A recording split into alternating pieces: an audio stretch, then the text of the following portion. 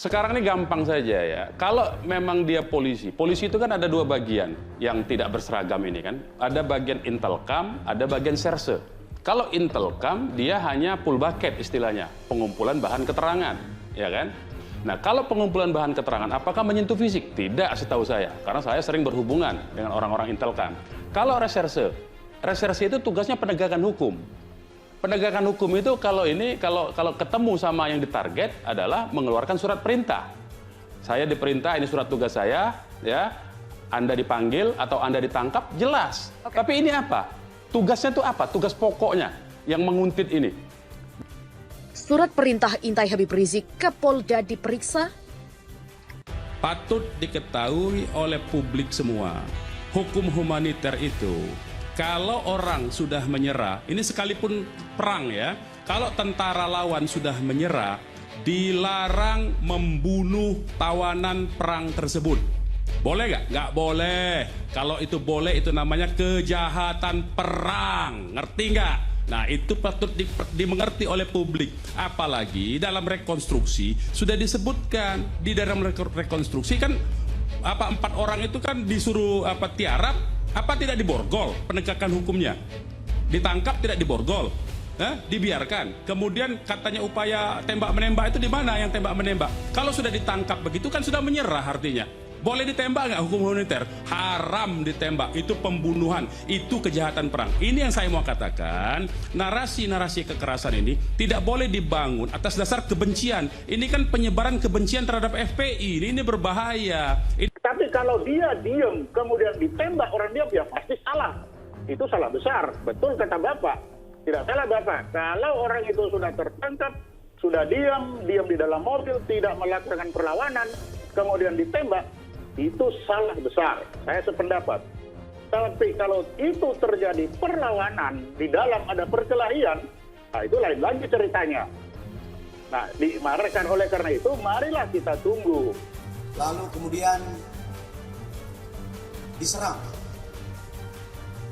dengan menggunakan senjata api. Kalau laskar kita disebut membawa senjata api dan tembak-menembak, fitnah itu. Laskar kami tidak pernah dibekali dengan senjata api.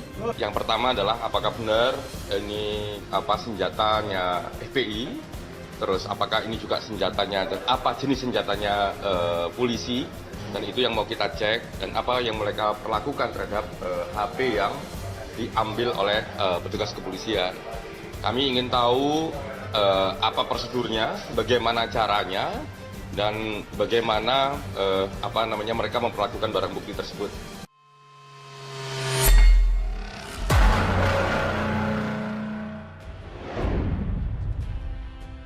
Surat perintah intai Habib Rizik ke Polda diperiksa.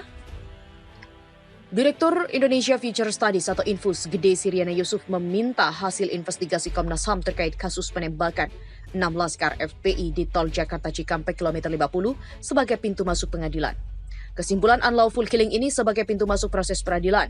Begitulah kata Gede Siriana kepada rri.co.id. Gede mengatakan, kasus ini harus diungkap secara terang benderang, jangan sampai level bawah yang dijadikan korban. Tugas berat civil society adalah mengawal proses ini seadil-adilnya dan terang benderang, jangan hanya dikorbankan di level bawah atau pelaku lapangan, harus sampai pada pemberi perintah Kapolda dan semua yang memberi perintah ke tim lapangan. Pasalnya, begitu banyak pelanggar HAM di Indonesia namun tidak sampai kepada pelaku yang memberikan perintah. Sering terjadi dari beberapa kasus HAM, faktanya sudah jelas tapi proses peradilannya hanya pelaku bawahan yang dihukum. Sebelumnya, Komisi Nasional Hak Asasi Manusia Komnas HAM menemukan bukti surat penugasan dari Polda Metro Jaya untuk mengintai Habib Rizik Syihab jelang penembakan 6 orang anggota FPI. Bahwa benar pihak Polda Metro Jaya melakukan pengerahan petugas untuk melakukan pembuntutan terhadap MRS sebagai bagian dari proses penyelidikan terkait kasus pelanggaran protokol kesehatan. Demikian kata Komisioner Komnas HAM Hoirul Anam dalam jumpa pers di kantor Komnas HAM. Dia mengatakan pembuntutan itu bagian dari penugasan berdasarkan surat tugas terhadap sejumlah anggota Direskrimum Polda Metro Jaya tertanggal 5 Desember 2020. Jadi, kepolisian menyatakan bahwa ada beberapa yang bukan dari mereka di kawasan Markas Syariah Megamendung hingga kawasan Sentul Bogor, Jawa Barat. Detik-detik laskar FPI dibunuh, disuruh tiarap, jongkok, digebuki dan ditembak. Gelora.co. Komisi Nasional Hak Asasi Manusia atau Komnas HAM mengungkap Laskar FPI dikebuki sebelum ditembak mati. Bahkan dari kesaksian warga setempat, polisi melakukan kekerasan hingga melihat darah di lokasi. Insiden tersebut terjadi sepanjang Jalan Karawang Barat sampai kilometer 49 Tol Cikampek. Komnas HAM membeberkan sejumlah keterangan dari saksi terkait tewasnya 6 Laskar FPI. Tim penyelidikan Komnas HAM Hairul Anam mengatakan, 2 Laskar FPI tewas akibat aksi serempet antar mobil dengan petugas kepolisian yang diduga menggunakan senjata api. Dari keterangan saksi di kawasan Res Area kilometer 50, 1 Laskar yang tewas itu terlihat dalam posisi duduk di mobil dan 1 lainnya diturunkan ke jalan. Masih di lokasi yang sama, saksi melihat adanya darah di jalan depan salah satu warung. Kemudian 4 Laskar FPI yang masih hidup diturunkan dari mobil ke jalan di daerah Res Area kilometer 50. Saksi melihat petugas kepolisian melakukan kekerasan terhadap 4 Laskar tersebut. Ada yang memerintahkan jongkok dan tiarap. Beberapa barang bukti ditaruh petugas di meja salah satu warung yang berada di Res Area kilometer 50. Selain itu, Laskar sempat dimasukkan ke mobil lewat pintu belakang dan samping tanpa borgol. Menurut keterangan saksi, terdengar perintah petugas polisi untuk menghapus rekaman dan pemeriksaan telepon seluler. Lebih lanjut, saksi juga mendengar adanya penjelasan dari petugas kepolisian kepada masyarakat sekitar bahwa apa yang mereka lakukan itu terkait kasus narkoba, bahkan ada yang mendengar perihal terorisme. Di Res Area kilometer 50 juga tampak sejumlah petugas yang hendak melakukan kepentingan protokol kesehatan COVID-19. Terlihat beberapa mobil antara lain mobil Spin, Avanza, Xenia, Towing, dan Land Cruiser. Begitulah kata Khairul dalam jumpa pers di kantor Komnas HAM RI Jakarta Pusat Jumat 8 Januari 2021.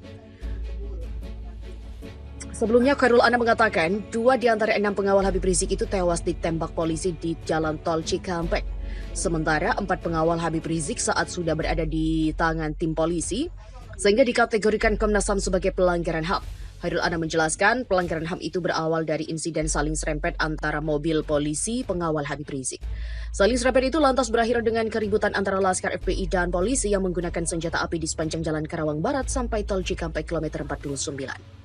Dia menjelaskan, keempat pengawal Rizik masih dalam kondisi hidup sampai di Tol Cikampek kilometer 50. Tapi ketika dalam penguasaan polisi, keempat pengawal Habib Rizik itu akhirnya tewas. Kejadian inilah yang disimpulkan Komnas HAM RI sebagai pelanggaran HAM.